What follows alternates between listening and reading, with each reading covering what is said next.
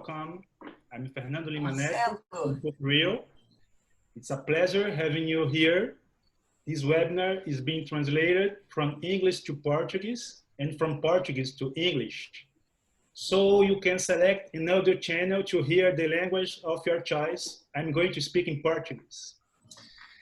É com grande satisfação que damos início ao ciclo de webinários internacionais promovidos pelo Programa de Pós-graduação em Ciências Sociais. Science Post-Graduation Program from the Catholic University of Rio. This webinar is being recorded and it will be available afterwards. So, if you don't want your image to be recorded, desligue sua câmera. Pedimos gentilmente que todos os ouvintes mantenham o microfone desligado durante o evento. As perguntas poderão ser realizadas via chat. Estamos todos vivendo circunstâncias muito difíceis face à crise sanitária que ora nos assola e que exige de nós uma série de adaptações. O ciclo de webinários internacionais consiste em uma iniciativa do PPGCIS para manter e estreitar o diálogo de nossos professores e estudantes com pesquisadores de universidades estrangeiras. O uso de ferramentas digitais de comunicação em um cenário de confinamento amplia o alcance desse diálogo, razão pela qual agradecemos a presença de todos aqui. Teremos hoje a oportunidade de atualizar uma discussão muito importante para o presente e o futuro da democracia, mais do que nunca, em um cenário onde tradições e instituições democráticas são postas à prova em todo o mundo. Precisamos ter clareza sobre quais são as condições necessárias para o fortalecimento da democracia. A sociologia dos movimentos sociais oferece uma perspectiva original e promissora para a compreensão dos rumos mais recentes da democracia. Tenho certeza que o debate de hoje será uma oportunidade ímpar para aperfeiçoarmos algumas das ferramentas conceituais que nos permitem produzir conhecimento sobre um mundo que não cessa de mudar. Gostaria de agradecer nossos expositores convidados, professor Kevin McDonald e professor Geoffrey Pleyers. Esse evento está associado ao projeto CAPS Print, Movimentos Sociais e Esfera Pública. Gostaria de agradecer a CAPS e a professora Angela Paiva, quem coordena o projeto.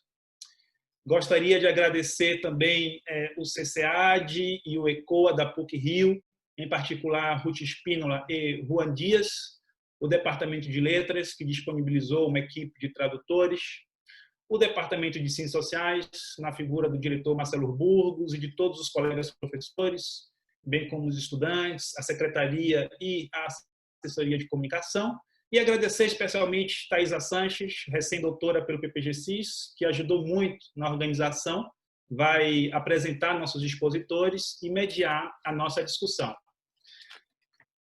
Esse evento ocorre dentro de uma série de iniciativas promovidas pelo Departamento de Ciências Sociais da PUC-Rio e divulgados em nossa página da internet e nas redes sociais do Departamento.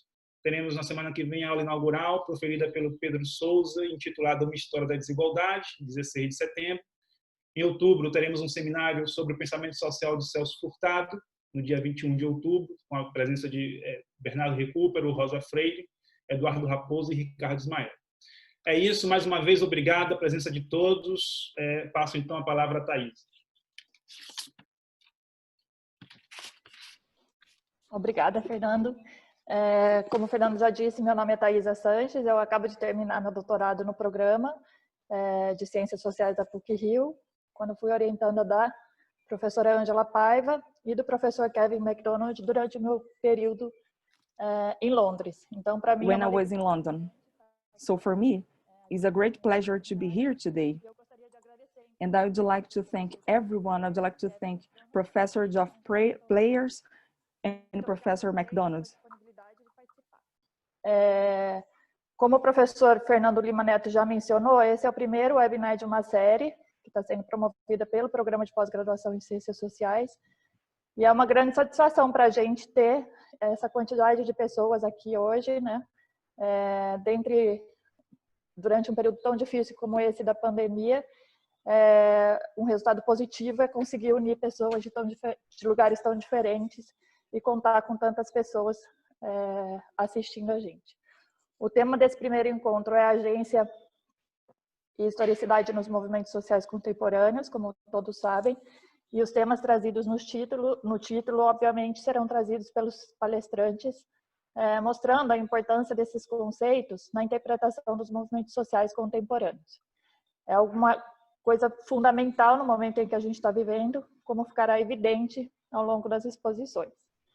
E eu espero que todos aproveitem e tenho certeza que vamos aprender muito hoje. Cada palestrante terá 20 minutos de fala. Eu peço novamente que todos falem devagar para ajudar o trabalho dos tradutores da Faculdade de Letras da PUC-Rio e a compreensão de todos. A organização da mesa será a seguinte: nós vamos começar com o professor Kevin McDonald, logo depois o professor Geoffrey Pleyers, e então faremos 10 minutos de intervalo e voltaremos com a professora Angela Paiva e traremos as questões feitas pelos participantes. Eu peço que as questões sejam realizadas via chat e eu vou procurar sintetizá-las e repassar aos palestrantes no momento proposto. Vamos à apresentação dos palestrantes. Então, eu também vou disponibilizar via chat a biografia dos palestrantes e suas últimas publicações.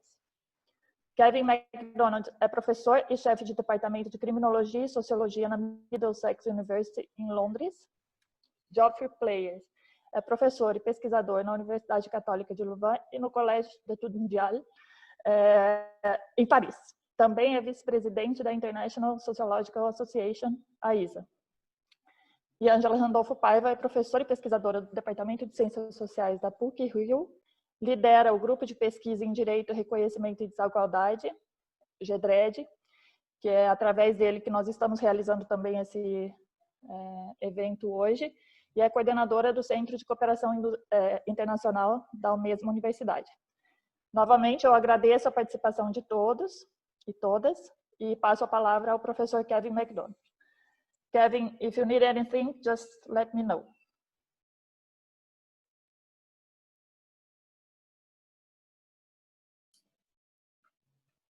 Thank you very much. Thank you for the opportunity to participate today. In particular, thank you. Em particular, eu gostaria de agradecê-los por it's a great opportunity to present some work and also to learn from you and exchange with you. What I'm going to do is share my screen and give a bit of a presentation just around thinking about some of those core concepts of historicity and agency and what that might mean for us today. So I'll go into this and share the screen. If I can, let's have a look. Am I going to do that?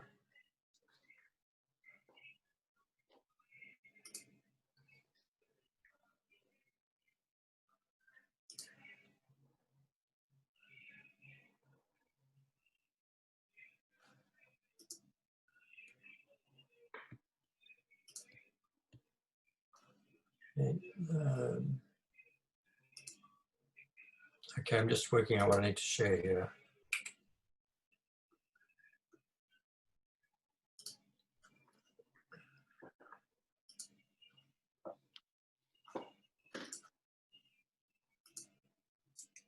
There we go. Is that okay? Can you see that?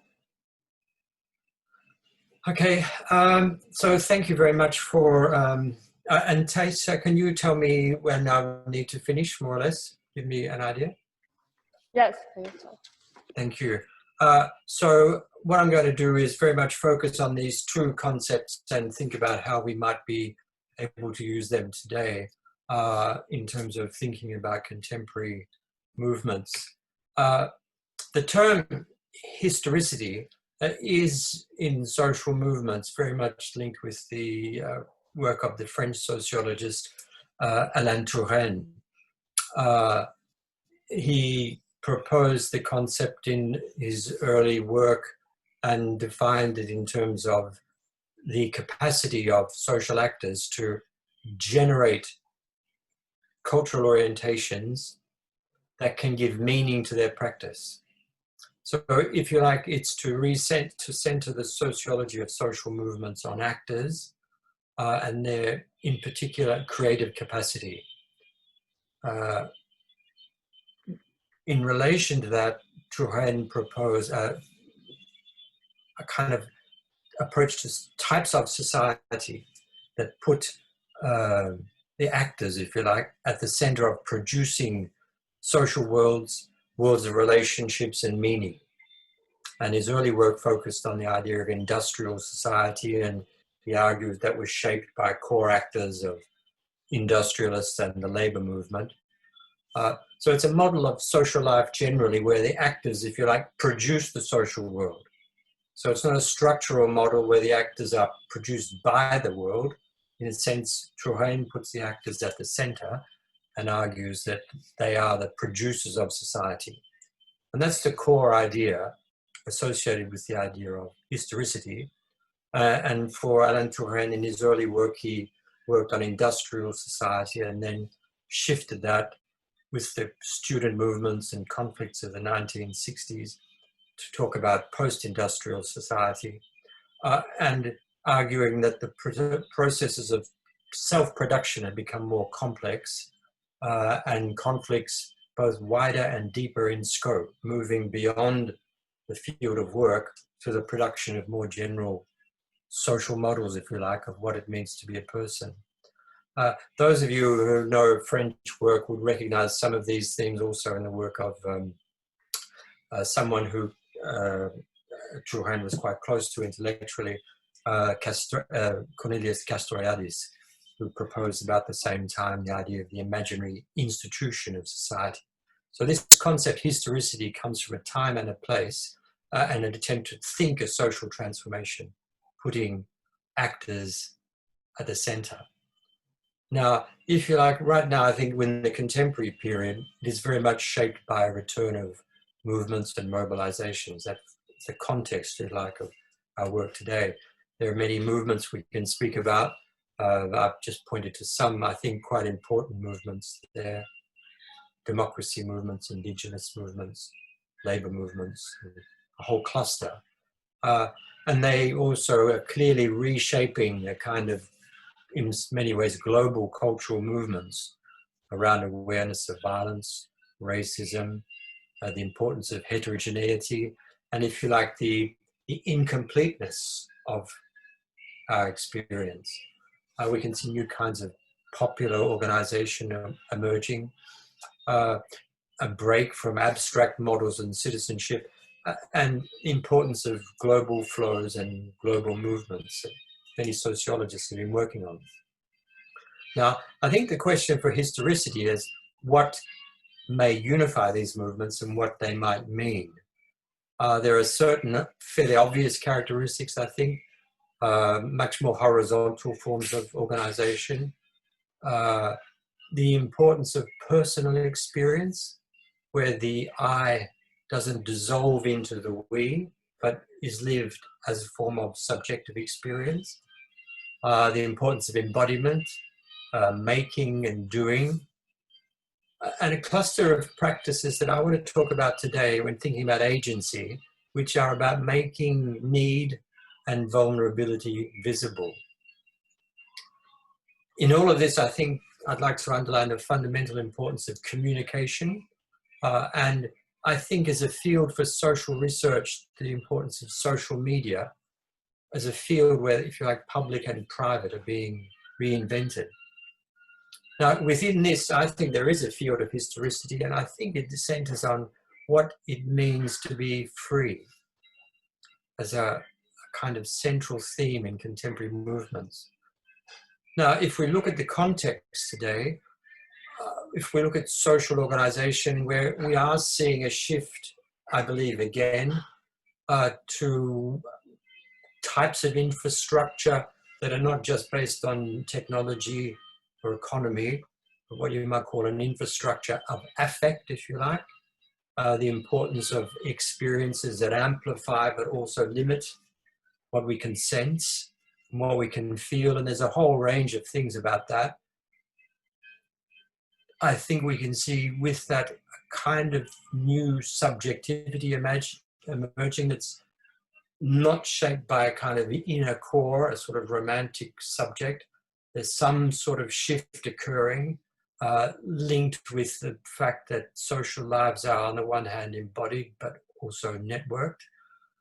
And subjects, if you like, actors, are enmeshed in webs of connection that are, what I've used the term here, passports to particular kinds of experience.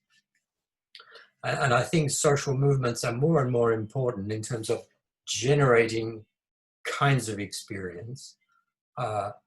And one I've just put here as a reference to the kind of gamification that's occurring at the moment that we can also see in social movements.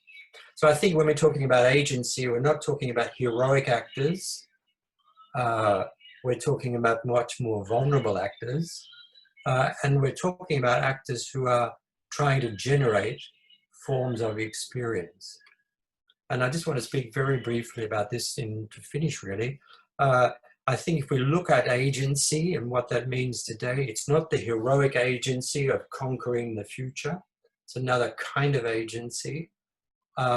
It's where the actor is embodied, where they have the pleasures and pains of cooperation. We can see experiences of anticipation and memory, loss and emptiness. We can see action that generates spaces of attention and resonance that change the speed and flow of the world we're in. They very often change the meaning of space and provoke experiences that don't necessarily have clear language to describe them. And that's an experience of strangeness, if you like, that breaks down binaries. There are experiences where persons have to let themselves be affected, if you like, be touched by the experience of the other. Not as a fusion into a we, but as an experience of kind of perhaps connection and subjectivity. And there are a whole lot of things that translate to in terms of types of practice. One is the great importance to the particular. And that's embedded in a form of practice, which is improvisation, which is changing the meanings of things that are here and now. It's about living in the present, with what is available. It foregrounds a kind of mode of attention to what is here, but also an ethic, if you like, an ethic of the particular that I think is very important when we look at contemporary kinds of actions and practices. If you like, movements generate what you might call ethical dispositions. Movements create atmospheres or spaces of resonance where certain types of practice and thoughts and, if you like, dispositions become both possible and desirable. Now, these aren't total integrated worlds. They're often fragmentary. They give you glimpses of possible worlds. They don't give clear plans. But I think it's very important, therefore, for social researchers to get very close to the practice of the actor and the experience of the actor. I think absolutely important for sociological research. I think very important are practices of care within action. These aren't epic actors, they are vulnerable actors, and they make visible, if you like, their need of the other. And you can see that theorized by people like Judith Butler, but we can see this in a whole cluster of patterns of action at the moment.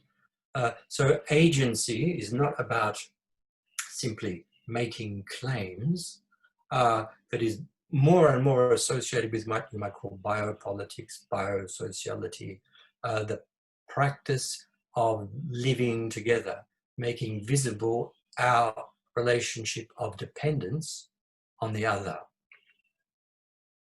We can see that in the important place food plays in social mobilizations at the moment.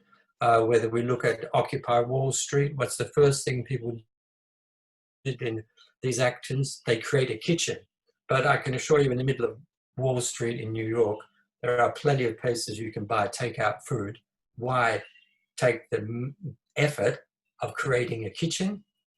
Because that's making clear, it's building a social experience, but it's also making visible our dependence on the other.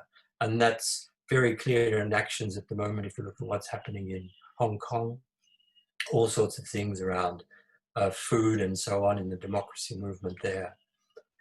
So I think democracy, which is what we're thinking about here, is increasingly, if you like, an experimental practice, and more aesthetic experience is playing a role in that practice, changing the meaning of place. If you look at the action movement that's built up around the murder of George Floyd and the artistic and experiential dimensions of that, they're really very important in terms of changing the urban experience, changing the flow and breaking up the movement of the city and putting a meaning there that wasn't there in the past. Experiences of beauty and grief, presence and loss are really very important in contemporary movements. If you like, the ability to feel. These are increasingly global flows. Here's an image from Senegal in Africa. They're about changing the potential of place, the meaning of place. Is an image very well known from Brazil in terms of coronavirus.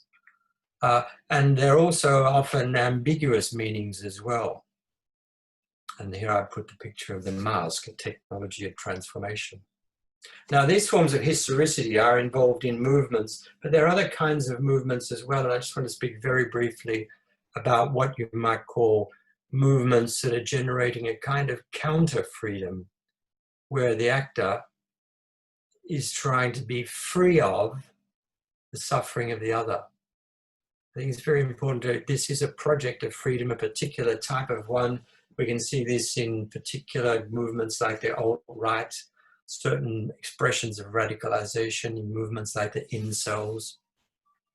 And they're embedded in their vehicle by things like conspiracy theories that construct a world of the hidden and the revealed, things like QAnon and so on. These are very important movements at the moment, and they, I believe, are seeking to destroy our capacity to institute the political. I think it's very important to be framed in those ways and think about. And many of these movements rely on violence. They are personalized as other movements at the moment. They're, if you like, individualized. Here's an image from someone who tried to commit a massacre at a synagogue in Germany last October. He describes himself as, "Hello, my name is Anon." That's a reference to being 4chan. He comes from a kind of digital world, and he wants to be involved in a kind of violence that will reveal a truth, which is a very important paradigm in movements at the moment, the search for violence that will reveal a hidden experience. And these are, if you like, movements that we as researchers need to be alert to. I just want to show you, I haven't sent this to the interpreters, so they may not be able to work with it. And I'm not sure if I can show it to you, but this is an image, this is a 1-minute recording, a video of a person who went out after this and murdered immigrants in Germany, then went home and killed his mother and killed himself. And that's a paradigm of violence, of destroying the self and also the world. And it's a very important paradigm of violence at the moment in far-right violence. Just listen to what he's got to tell us about why he went out and killed people. It's a movement here that's very important to think about. I apologize, I haven't sent it to the interpreters, so perhaps... I did it. Did you? Yes. Did you get the video? Okay, thank you. It's only very short, about 1 minute. This is my personal message to all Americans. Your country is under control of invisible secret societies. They use unknown evil methods like mind control and hold up a modern system of slavery. If you don't believe the following, you better wake up quick. In your country exists so-called deep underground military bases. In some of them, they praise the devil himself. They abuse, torture, and kill little children in an unbelievable amount, and this happens already for a long period of time. Wake up. This is one form of reality in your country. Turn off the mainstream media. They don't have a clue. The first step is information. Maybe you have to read it or hear it once again from 2 other sources, but now you know it. The second step is action. Locate these spaces, gather masses of people together, and storm them. It's your duty as an American citizen to end this nightmare. Fight now.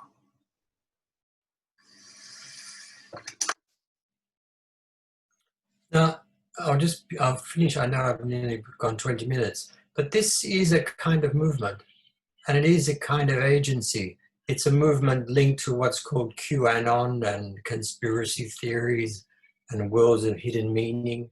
And people discover great power when they enter into this space, this imaginary world. And in this case, this person addresses a global audience. He speaks in English. He talks about secret bases in the United States, and then he goes out and kills immigrants in Germany. There is a kind of movement here, and there's a kind of, if you like, anti-historicity that is very important for scholars of social movements and social mobilizations to be thinking about at the moment. This is not simple populism. This is a form of a kind of anti-historicity that's very important to think about from the perspective of the types of movement that this points to. So I just want to finish by saying historicity and action are really fundamental importance at the moment for not only social movement scholars, but more generally, the social sciences. In terms of social movements, I think we have a key challenge, and that is to understand the critical role of creative processes in emerging forms of self-organization. For me, that's the fundamental core question that historicity and agency come together to give us, and it's the core problem at the moment for thinking about social movements. And I think there we need to develop tools, we need to develop research methods and capabilities to engage with what you might call resonating spaces, where actors, if you like, thread modes of aesthetic practice into action, and that's what I was talking about before, and in the process produce different capabilities to feel and different modes of action. And it's really fundamental for social science more broadly, not just sociology or social movement studies, to engage with this kind of experience, this kind of action, and the production, if you like, of this kind of historicity. And at the moment, I think this is a central challenge to the social science, social sciences in terms of re-engaging with, and if you like, contributing to reimagining what politics and democracy mean today. So I think that's about 20 minutes. So thank you very much. I'll turn up my screen share. Thank you. Thank you very much, Kevin. It was a wonderful presentation. Como eu disse no começo, agora a gente passa direto para o Geoffrey Pleyers e depois a gente vai fazer um intervalo de 10 minutos e aí voltamos com a Ângela e aí sim, depois da Ângela terminar, faremos as questões. Geoffrey, it's your turn. Can you see my screen? Yes. Yeah. Perfect. Okay, just so you can see the PowerPoint there. Yes, well, thank you very much. First of all, I would like to thank Taisha and Angela. It's really a pity that I cannot be with you because we planned to be together for 3 months in Rio. And it would have been great today. Unfortunately, now we are in this webinar, which is also great because that's a good opportunity to talk with Kevin also. And of course, it's always difficult for me to talk after Kevin because he's always so brilliant in his presentations. And of course, also I owe him a lot in my way of thinking today's social movements. And so, can you still see my PowerPoint? I'm not very familiar with that. Do you see my PowerPoint or not so well?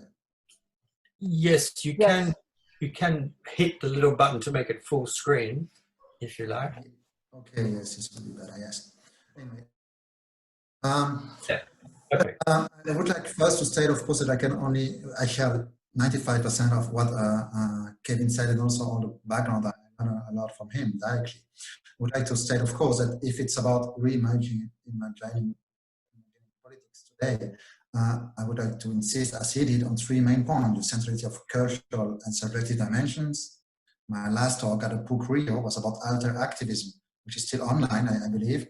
It's this kind of more individualized form of activism that combine personal responsibility and global stakes. The second point is also that I share with Kevin, and he did actually, was one of the pioneers of that, is that we need to analyze together progressive and reactionary actors. This is one of the proposals I developed a bit in my book, Movimentos Sociais en el siglo XXI, in Spanish, and that I presented also once at the PUC-Rio. But Kevin really does it at the same time, and I think that's not so common because we have now people who specialize on right-wing movements and people who specialize left-wing movements. Kevin shows us that we have to study them together to understand also some commonalities. And of course, we have both the same master, Louvain. So a master in sociology at least at that time, and historicity is definitely a key concept. That's also where I will start. So my starting point will be to share all that with you. Now, my proposal is also, as I have to find something to say, to combine this with combining this perspective with actually 3 other dimensions.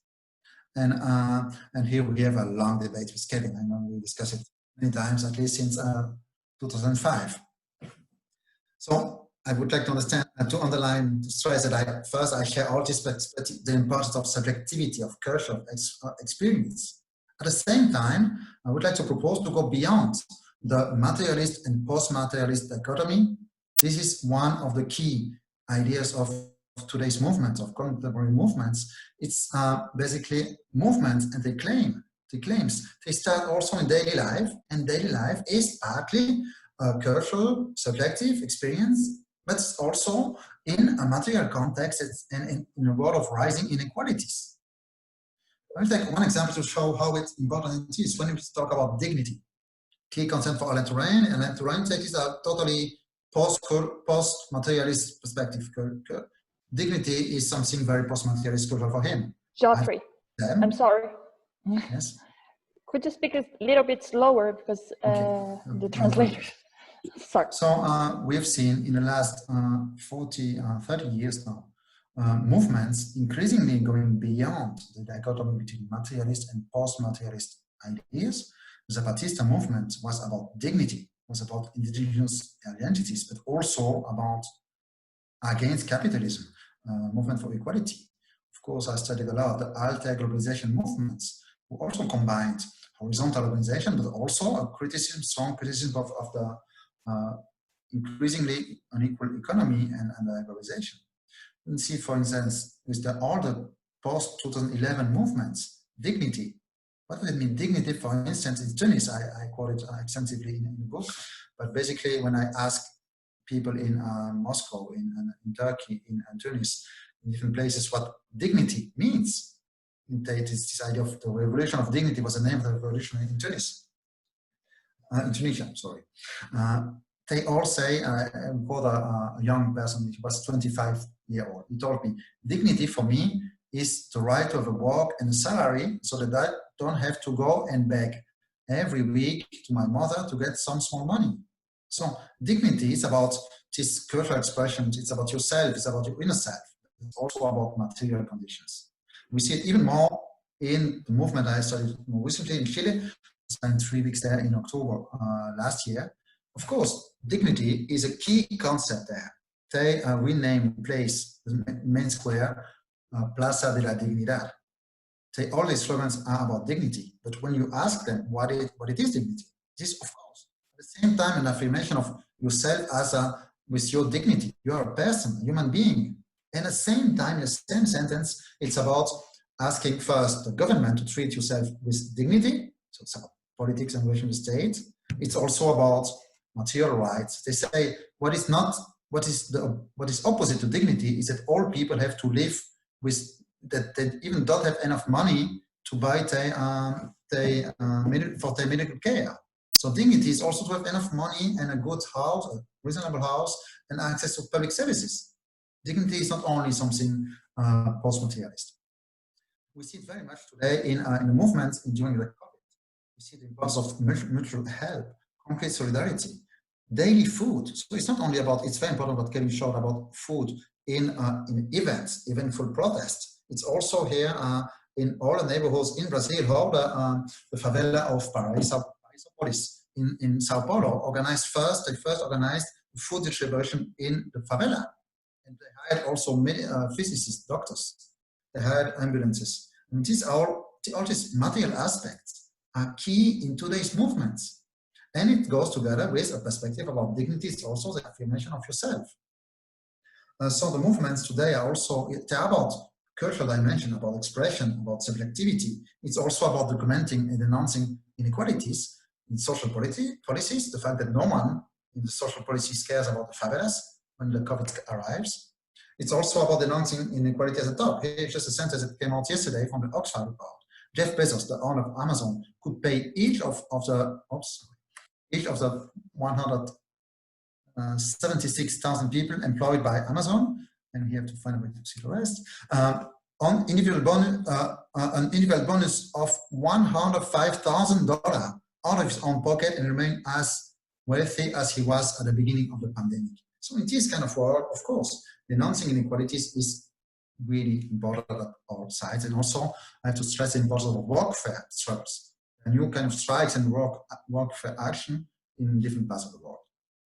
Some point I want to stress, and I see it also in the complementarity, is the importance also of worldview, but also on struggles to impose a narrative. But then I mean that, of course, once again, subjectivity and your own experience, individual level is important. At the same time, actors are also producers of knowledge, worldview, and there is a struggle to impose a narrative, notably on this pandemic.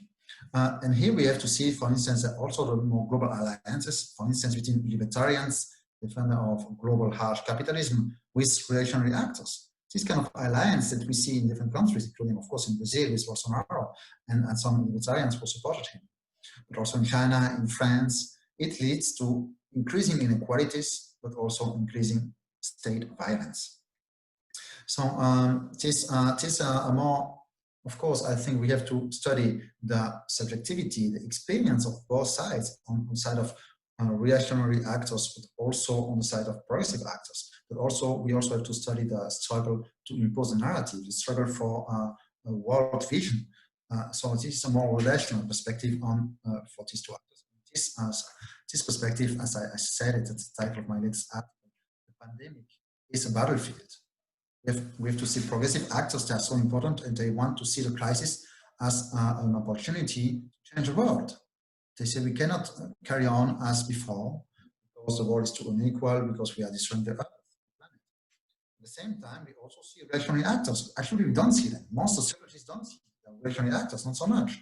The rise of racism, social control, segregation, the fact that we are living less with people from different social backgrounds. Of course, in Brazil, with the favela, you have big issues there for the pandemic. And at the same time, we also have global capitalists trying to go back to normality, as they say, but also this struggle to get global capitalists that these are the people who get most money out of state COVID packages. So once again, it's a struggle about imposing a worldview, but also with very direct material impact. It's also a struggle about money, about social policy, about the state. And then we go actually to my next point. To complexify a bit the perspective. So of course we have to stress the importance and the success of autonomous movements in the pandemics and before it. The Zapatista movement is once again a leading worldwide example of how indigenous communities, when they organize themselves, are so better able to fight, to struggle against the pandemic than the state. In Mexico, definitely. There are very few cases in the Zapatista community because they were able to self-organized. So that's really important. Autonomy is one of the ways to get out of the pandemic. Mutual aid, I wrote a lot about that in the article. Everywhere, in the UK in particular, but also in Brazil, in Mexico, and France, we see groups rising for mutual aid in a neighborhood. They're self-organized, and most of them insist that they are autonomous from the state. They don't want to have anything to see with political parties, with government. But at the same time, we have to state the question, is autonomy enough? Of course, if we just take people who are against the state and representative politics, we have this kind of activists and all these people that Kevin told us about. But at the same time, Trump and Bolsonaro also claim they are against the state and representative politics as it used to be. So is autonomy enough? Can we live in islands of inequalities, of self-organization, in the ocean of libertarian capitalism? Can we live in a setup or alternative glimpses of changes, which is really important? But can we do it, just build our own small world in space of experience, a very important concept that Kevin developed. And I studied that. I mean, this is my main work, to study this kind of space of experience. So I think they're really important. At the same time, can we just multiply the alternatives at the time when we destroy nature every year faster? Can we leave other people live in a capitalist world and make our own small worlds? Likewise for this pandemic. We definitely, autonomy is important. Mutual aid and self-organizing at a neighborhood level is important. But we probably also need public hospitals, public higher education, public research, and public vaccine. So here I would like to stress, of course, the importance of the subjective impact of the pandemic, of the current crisis. We are a different person after that. But also the fact that we need to consider both the cultural, expressive dimension and the more materialistic stakes and inequalities. We have to consider also the worldview and a rational perspective of the struggle struggle for narratives to interpret the crisis, and also this more complex relationship with the state. And with that, I would like to quickly add a few more points on historicity.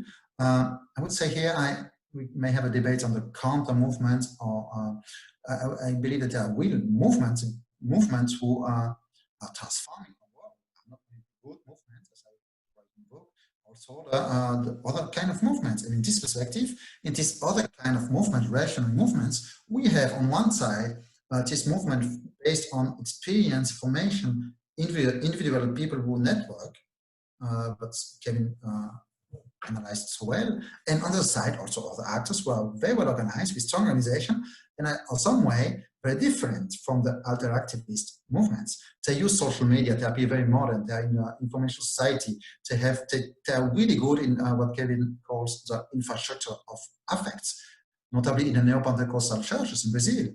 And at the same time, they are very opposed to these movements. For them, there is on one side good and the other side evil. So it's really different than the permanent questioning and reflexivity of alter activists, what, as Kevin said, and to Richard, the importance of going beyond binaries. Well, on the other side, we have religious actors that are so important today that we have to bring them in our analysis.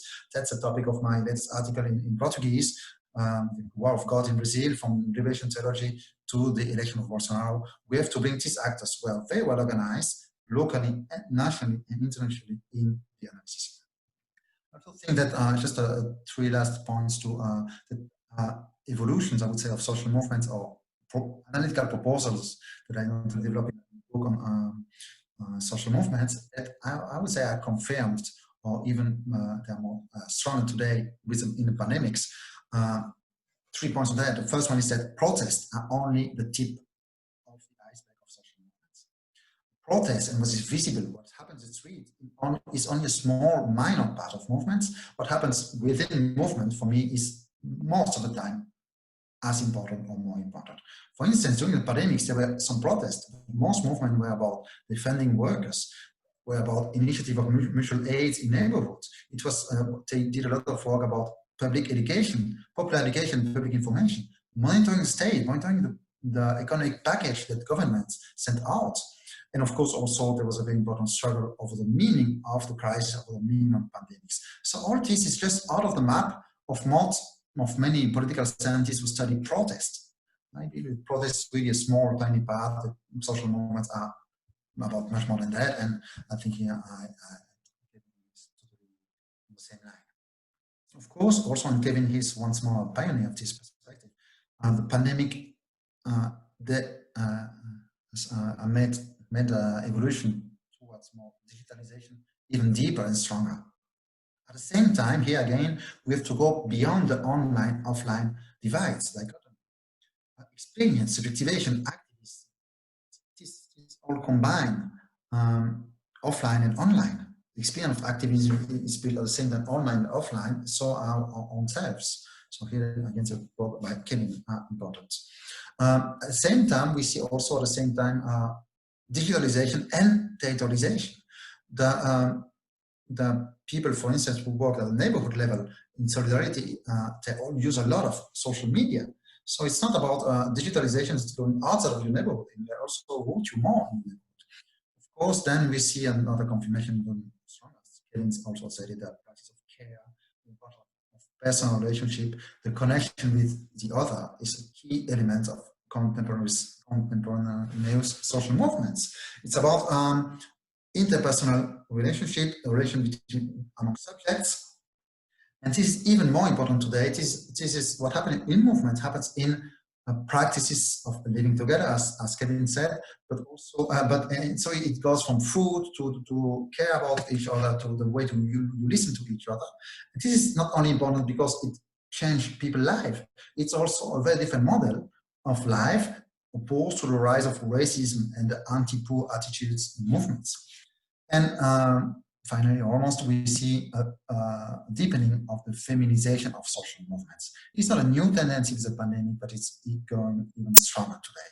It's about care, it's also about solidarity economy. In the last 2 or 3 years, I haven't seen a big, interesting movement that was not led by women. Women are at the core of Black Lives Matter, at the core of the Zapatista movements today, at the core of many movements in our neighborhoods, in favelas in Brazil. And of course, here we cannot, and I will not extend that, but I would just like to say that also we see a renewal of a new combination of representative politics. And when we think about feminization of social movements, we may also hope that there's a feminization of politics. Of course, here the main figure for many of us is Marielle Franco, that studied at the PUC-Rio. But the figure like Jacinta Andes or Ocasio-Cortez and many new ones show new bricolage, a new combination, explorations in representative politics. Marielle Franco was elected representative. That goes together and not in a position of social movements and autonomy. So we see new political movements in Brazil who propose a different way to combine social movements and institutional politics.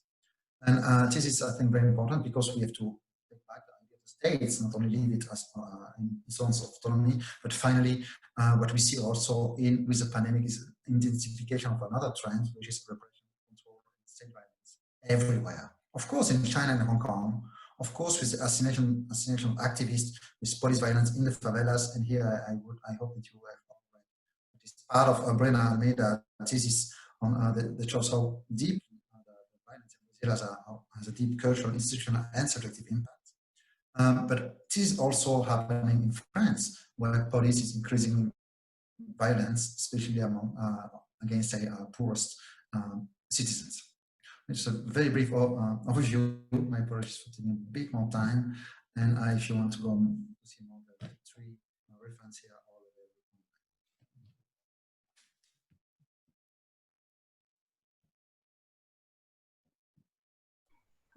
Como combinamos no início, agora a Ângela Paiva fará a sua apresentação e logo em seguida abriremos para o debate com as perguntas dos ouvintes. Ângela. Okay. Obrigada, Thaisa. Bem-vindo a todos. É um prazer estar aqui com o Kevin e com o Geoffrey, parceiros do projeto CapSprint, né? E Geoffrey, a Brena está na plateia, a Luísa. To thank Louisa and the crowd and our students. We're here to see Geoffrey and Kevin. It's a very important, very special moment. Eu queria trazer uma discussão, pegando a questão do título, né? A historicidade e a nova agência, muito claro, muito inspirado no Louvain, né? Que faz parte também da minha bibliografia básica, mas eu quero trazer essa discussão para entender o Brasil contemporâneo e vou trazer a clássica discussão entre agência e estrutura para a interpretação das dinâmicas sociais desde a redemocratização do país na década de 80. Então, a agência e a estrutura, elas têm um papel muito importante, porque não é ou agência ou estrutura, né? E por quê? Porque foi construído um novo cenário de oportunidades políticas no Brasil desde a década de 80, no que o Sidney Terrell falou de novas oportunidades políticas, né? No que diz respeito às estruturas com o retorno à democracia, destacando lá na década de 80 a Constituinte de 87, né, 88, e a Constituição, a consolidação dos princípios, dos novos princípios democráticos na Constituição de 88.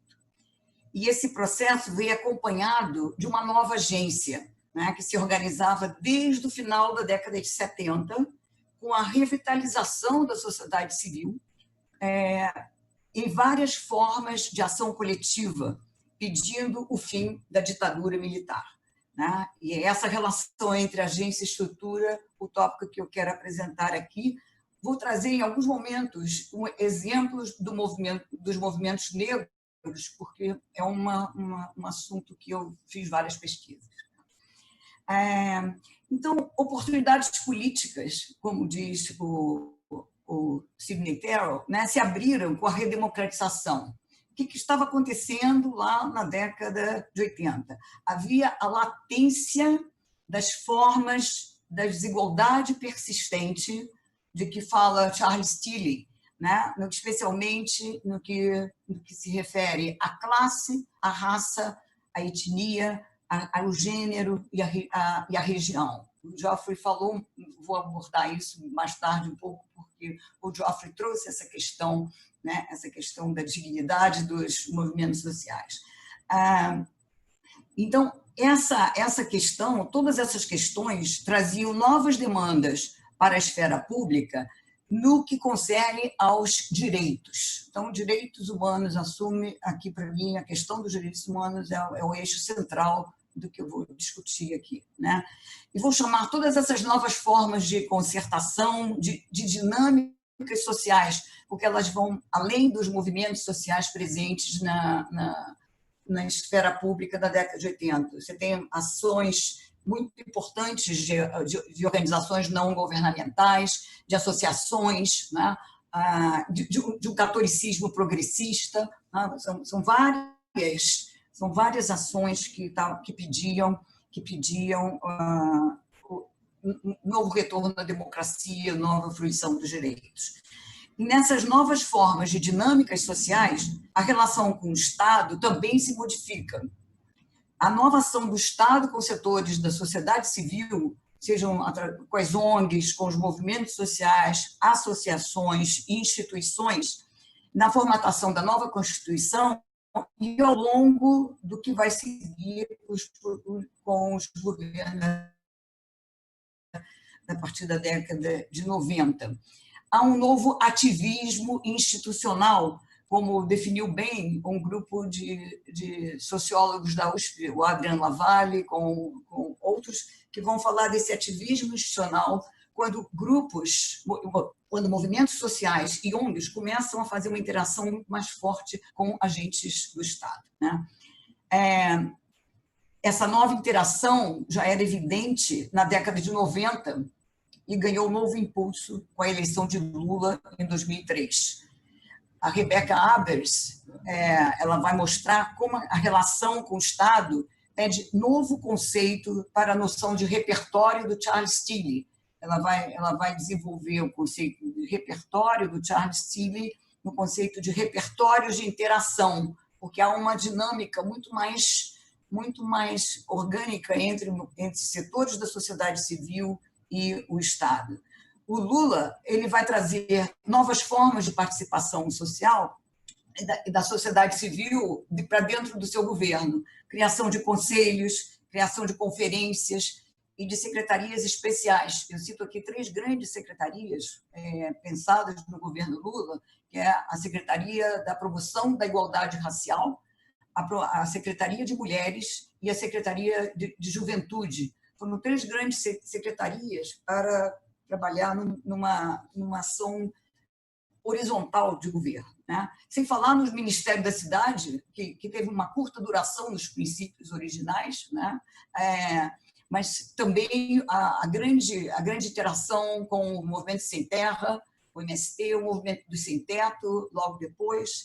Então, eu acho que esses são novas práticas políticas que mostram a transversalidade e a legitimidade das demandas provenientes da sociedade civil, né? Aqui é uma pergunta que a gente pode, para depois, que eu lanço aqui, o que havia de novo nessa interação.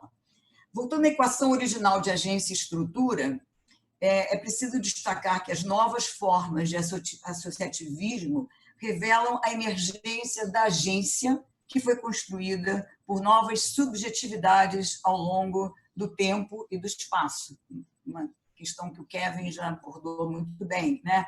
E é por isso que a historicidade, o título desse encontro, é fator crucial para entender essa relação entre agência e estrutura, que foi tão bem desenvolvida na tese da Thaisa, defendida recentemente, né?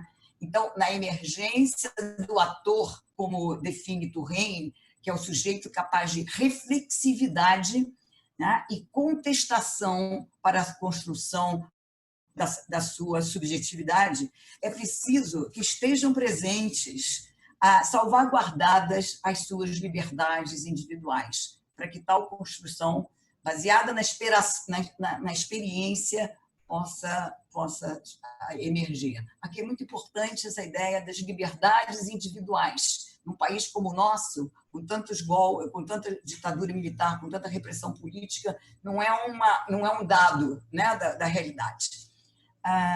Assim, os sujeitos podem emergir porque são reflexivos, são capazes de fazer escolha e contestar o mundo dado, como foi o caso do movimento negro, na sua organização, que contestou exatamente a ideia da democracia racial. Para isso, é preciso, de novo, a garantia dos seus direitos civis, para que as experiências nessas relações de interação possam ser realizadas a partir da construção de identidades sociais, na afirmação de subjetividades essas novas ou negadas, né, na nossa esfera pública, sempre em processo dialógico e a partir da experiência. Aqui tem um autor que é muito caro também, ao lado de Louvain, que é o François Dubé, que vai falar da sociologia da experiência, né? Então, as novas formas de associativismo trazidas com a redemocratização não significaram necessariamente grandes movimentos sociais. A gente tende a pensar no movimento feminista, no movimento negro, no movimento ambientalista, né? São grandes universos macros, mas dentro desses movimentos há várias tensões, há vários grupos, né? Então, aqui eu quero destacar 2 aspectos ligados à historicidade, que vale dizer, ao tempo em que foram produzidas as novas agências no processo em curso nas últimas décadas. Esse processo está seriamente em risco no atual cenário brasileiro. né? Primeiro, a participação traz novos aprendizados. A participação em movimentos traz novos aprendizados no que eu chamei lá atrás de pedagogia cívica, pois atores vão construindo repertórios inovadores e frames de ação coletiva ao longo da própria organização dos movimentos, né? E essa construção requer escolhas, requer avaliação e diálogo com outros atores, né? Outros movimentos, ONGs, instituições, Estado, etc. Um exemplo na nossa recente é a demanda por ação afirmativa dos movimentos negros no final da década de 90. Se lá na década de 80 eles pediam acesso à educação de uma maneira ampla, ao longo desse processo de pedagogia cívica que foi construída pelos vários movimentos negros, eles, no final da década de 90, pediram ação afirmativa no ensino superior, nas universidades públicas, né? O segundo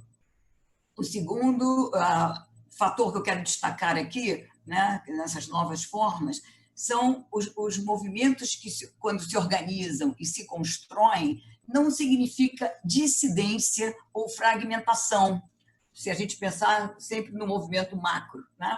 Mas sim associações que vão pautar especificidades não contempladas nas organizações ou movimentos anteriores, e são baseadas na vivência das suas vidas cotidianas e dos atores. Aqui eu trago a formação, por exemplo, dos movimentos, os coletivos de mulheres negras da década de 80, né, que se formam lá na década de 80, que elas viam que elas não faziam parte do feminismo branco e nem faziam parte do movimento negro machista. Então, elas se organizam em coletivos de mulheres negras, né, e, em épocas mais recentes, coletivos de mulheres negras de periferia, né? Ou seja, há uma concertação em torno de identidades que vão sendo reafirmadas durante o processo de associação, tá?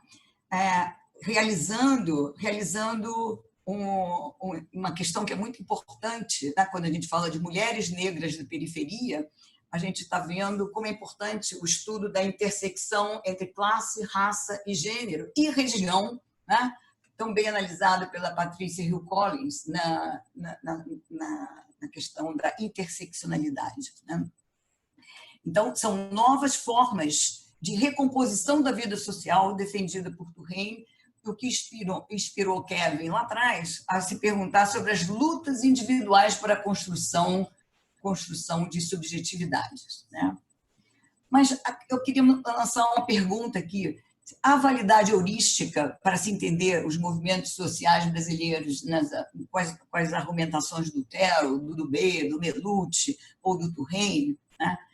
Destaquei aqui a importância do retorno à democracia para a garantia das liberdades individuais, para a conquista de novos direitos e demandas por outros direitos não usufruídos. Eu vou defender que sim, que a grande validade heurística na teoria dos movimentos sociais, pois a redemocratização do país trouxe novas oportunidades políticas, né, a estrutura, com a garantia de uma cesta básica de direitos individuais, ainda que com enormes deficiências, como mostrou Brena Almeida na sua tese sobre a violência policial nas favelas do Rio de Janeiro. Nesse percurso de construção de identidade coletiva, de uma perspectiva interativa e compartilhada, como foi defendido há tempos por Melucci,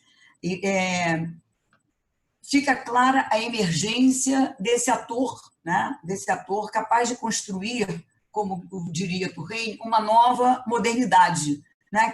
Quando o sujeito se constrói na relação de si para si, né? Ele traz essa capacidade de reflexividade e a possível engajamento. Nunca é automático, né? Você ser reflexivo e se engajar no movimento social, né?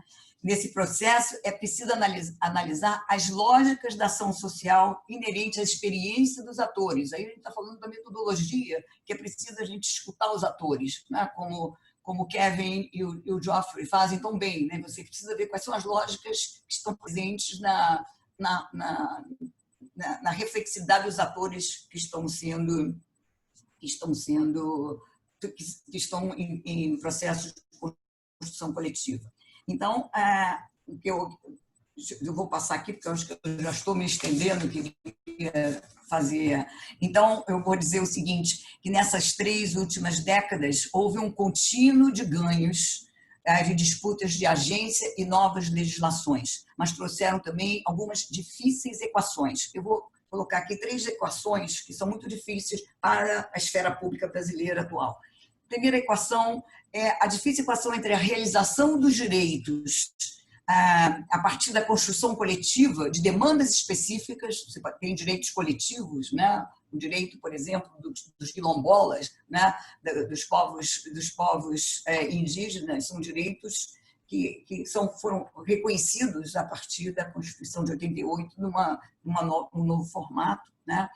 É uma difícil equação entre os direitos coletivos e a ênfase no percurso individual para a sua realização. Porque nós temos uma nova guinada para valorizar o individualismo, né?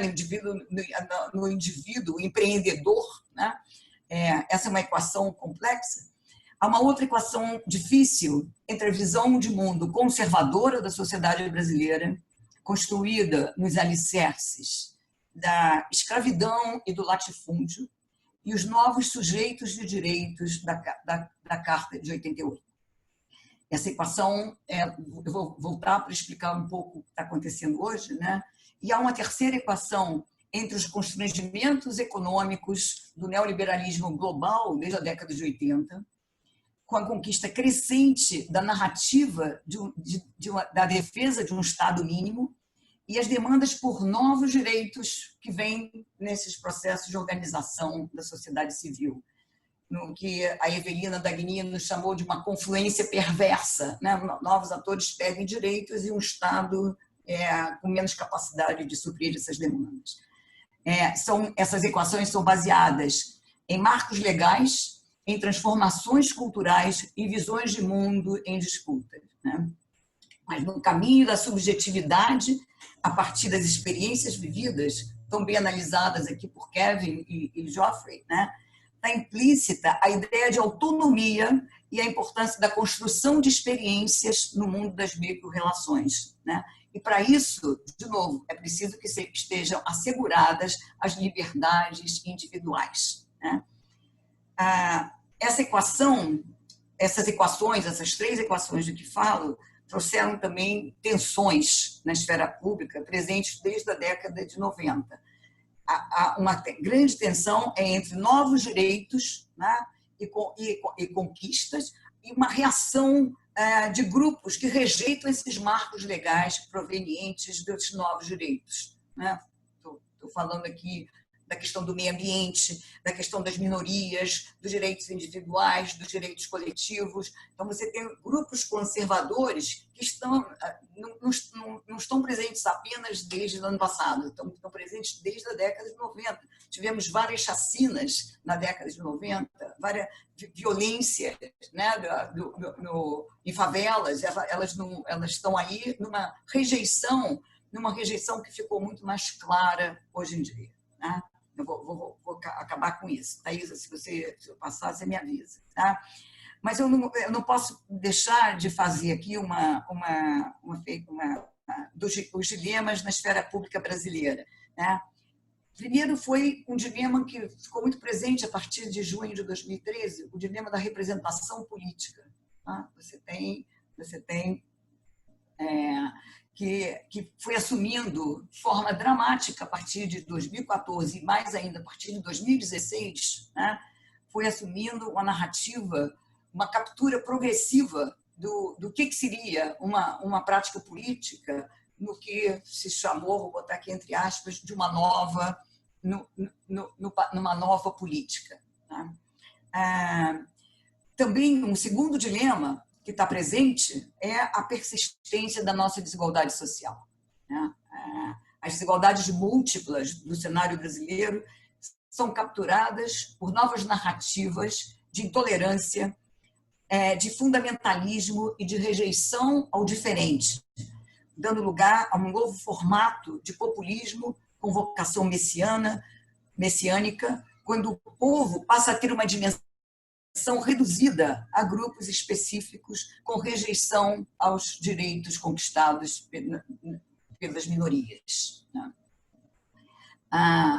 Então, os constrangimentos econômicos atuais acirram ainda mais a disputa de demandas por novos direitos e sentimentos de ceticismo e medo foram capturados nessa nova narrativa política.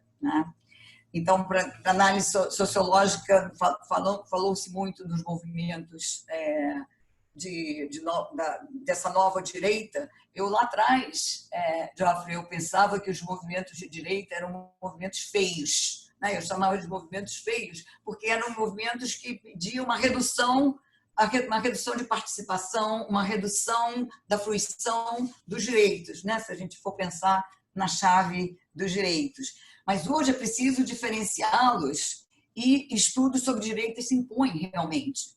Não são mais tendências sociais que nós víamos aqui desde a década de 90, quando a gente tinha uma participação política que a gente considerava incipiente. Estou falando aqui das bancadas evangélicas, das bancadas do boi, que a gente chama dos 3 Bs, a Bíblia, a bala e o boi, quer dizer, ligadas à agricultura, ligadas a mais armamento, de defesa individual, de ter uma arma, e ligadas a essa projeção da bancada evangélica que hoje está na nossa esfera pública. Então, eu vou parar aqui, mas essas bancadas, antes menosprezadas, elas tornaram-se hegemônicas no nosso espectro atual. Então, o que a gente precisa? A gente precisa de mais pesquisa, a gente precisa de entender a fundo a questão da análise do ideal normativo de justiça, da questão da dignidade, que o Geoffrey já falou, da questão do respeito. Esses movimentos estão aí e não vão ser subjugados por uma força hegemônica atual. Essa é a minha aposta. Os movimentos vão estar aí presentes durante uma contra-reação a essa esfera pública que é excludente e que é fundamentalista e que atende a um pequeno grupo da sociedade. Obrigada, Thaís. Obrigada, Ângela. Nós conseguimos, milagrosamente, que todos falassem 20 minutos cravados, foi muito bom. Agradeço muito por isso, é importante a gente tentar manter esse horário. As apresentações foram fantásticas. Eu acredito que nos traz a possibilidade de buscar compreender as novas formas de agência e construção de historicidade na contemporaneidade, como o próprio título do seminário já sugeria. É muito importante, é muito interessante observar como os movimentos sociais contemporâneos, a partir da apresentação dos palestrantes, operam distintas formas de organização que informam muito sobre nossa atualidade, Os usos das tecnologias, as experimentações com o corpo, as formas de cuidado com o outro e também a forma como os governos de direita atuais influenciam esse processo. O próprio ato de participar se mostra uma categoria fundamental a ser analisada, sendo muito importante e interessante observar a construção das experiências próprias de participação, como o Kevin McDonald demonstrou. O Kevin explorou, de certa forma, a validade heurística de usar os termos historicidade e agência, que fazem parte do nosso título, na compreensão dos movimentos sociais atuais. Eu acredito que a atualidade das categorias foi bastante evidenciada pelo professor. através dos exemplos de envolvimento afetivo, da construção de subjetividades. Na apresentação do Kevin também sobressai a ideia de agência, que passa a ser vista não somente como a capacidade de expressar-se publicamente, mas de se relacionar com o mundo à sua volta. O professor Geoffrey Pleyers também nos ofereceu uma perspectiva bastante atual acerca dos movimentos sociais atuais, principalmente a partir da ideia de dignidade, e especialmente no que se refere às novas formas de ação que tiveram que ser criadas frente à pandemia e os limites da autonomia dos atores, especialmente em tempos como os atuais, com o crescimento da agenda de ultradireita e de narrativas relativas ao individualismo. Os temas que eu acho que sobressaem daí são a questão da descentralização das ações, da potência da localidade, mostrando como os movimentos sociais contemporâneos são fundamentais nesse diálogo com a localidade. A Ângela Paiva, por fim, nos brindou com as experiências de construção de agência na realidade brasileira, marcada pelo forte peso institucional que temos no nosso país. Nosso contexto é diferente do encontrado em outros países, mas também, pelo exposto, se assemelha muito, e é especialmente importante, como ela demonstrou, trazer esse debate para a atualidade do nosso país, especialmente em um momento tão castrador de possibilidades de participação como que estamos vivendo. Ficamos, então, com o desafio de pensar nesses métodos, de entender os movimentos sociais. A gente recebeu algumas perguntas, eu vou procurar fazer algumas aqui, em inglês, algumas foram mandadas agora, talvez eu não consiga traduzir tão rápido, mas a gente faz um bloco de perguntas e se tivermos tempo a gente faz outro. O professor Fernando Lima perguntou the definition of historicity as the capacity to produce its social and cultural orientations through its actions and to give meaning to this practice, as Kevin McDonald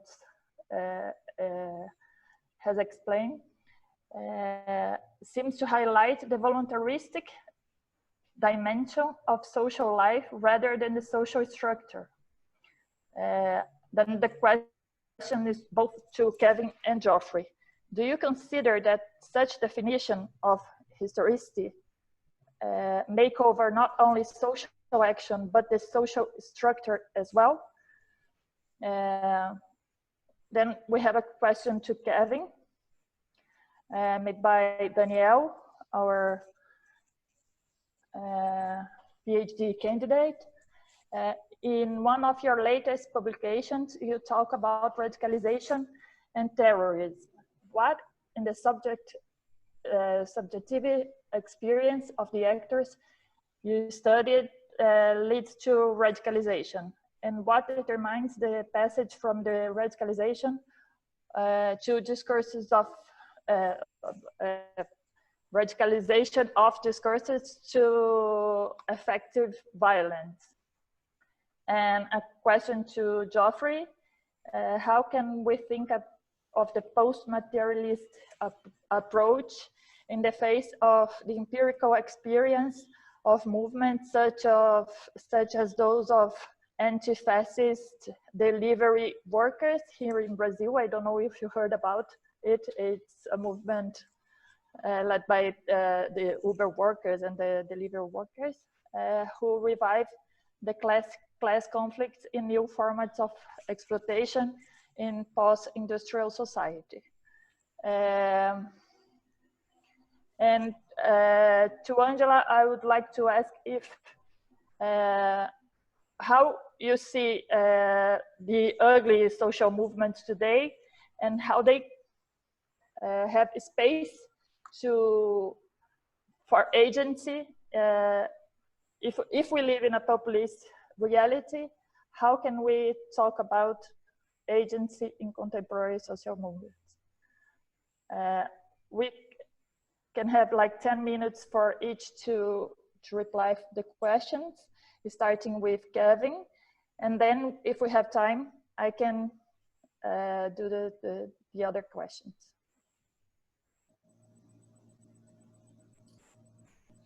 Thank you. Thank you very much. I won't need 10 minutes. I can speak quite quickly.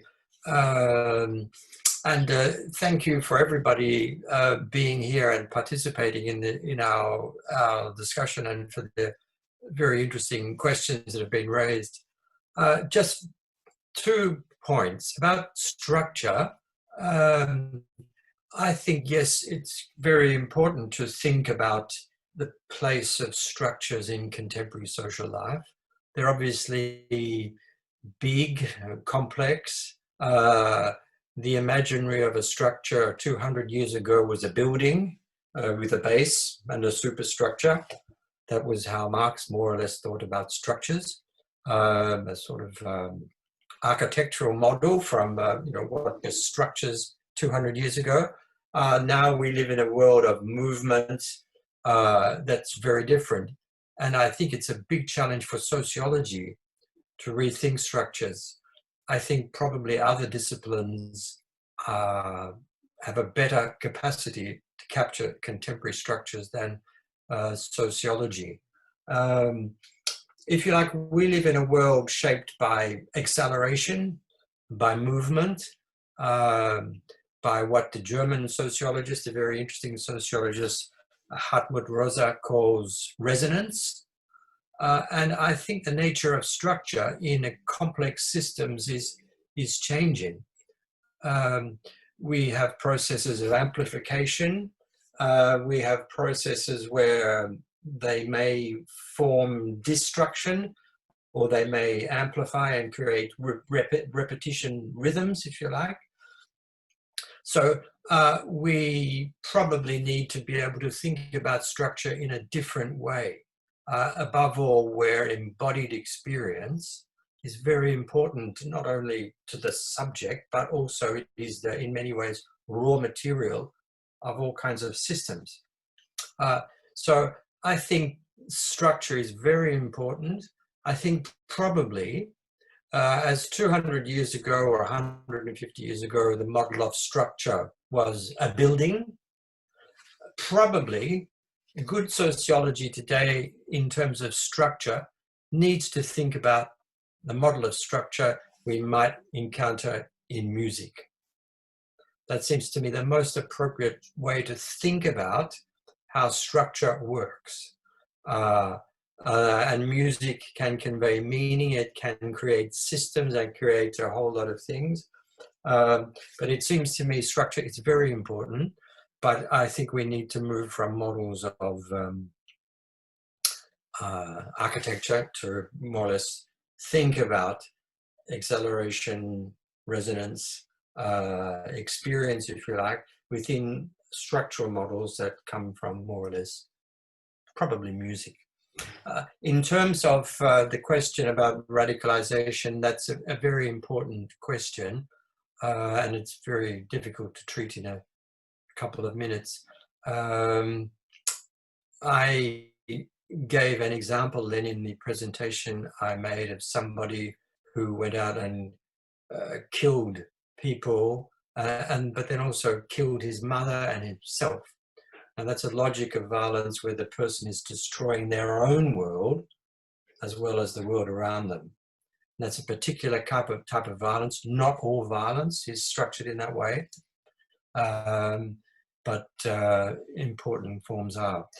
I think in terms of violence, as other areas of social life, we need to be able to reconstruct experiences.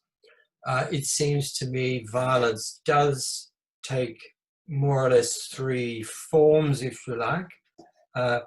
And in terms of radicalization, that's quite evident. There's violence that's constructed in terms of us. Now that may be defensive, sort of communitarian violence. It wants to, if you like, liquidate the other. It's framed in terms of a structure of order and disorder. Again, there's a model of structure that's very important to understand here. And fear of contamination. So its language, if you like, is purity. And it's the structural basis of racism, a hate crime. Radicalization in that point, from that perspective, is fundamentally a form of hate crime and very similar to racism, structured in terms of the pure and the impure. So that's the communitarian violence structured around us. There is a form of violence structured around you, and that's much more a relational violence where the violence reveals a truth about the other. And in that case, that kind of violence is framed in a logic of increasingly gamification, win and lose, where the violence is not so much about destroying the other, but humiliating the other. That's the violence that we encounter in a school, where people bully each other. That kind of violence is public. It tells a story. People are integrated into it through laughter, not fear, but laughter. And it's a violence that seeks to humiliate the other. And when we laugh, we become part of that violence. And that's very clearly a logic of radicalization as well. So it's structured about you. And there's a form of radicalized violence structured on the I, the subject.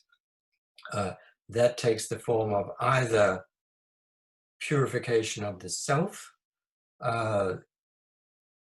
through the destruction of the self, so that can be suicidal violence. And that kind of violence is, again, not particular to radicalized groups. School shooters want to destroy their world, but themselves. The example I gave in my presentation is a form of that violence. That person wants to destroy the world, but himself. Many school shooters will go out and kill their family members, as well as people in their school, and then they expect to die themselves. And they want to leave a trace of themselves as great. They want to fracture reality and reveal their greatness. So that's violence framed in terms of a logic of revealing a truth. And in the violence we just saw before in my short presentation, that truth is a conspiracy of the powerful.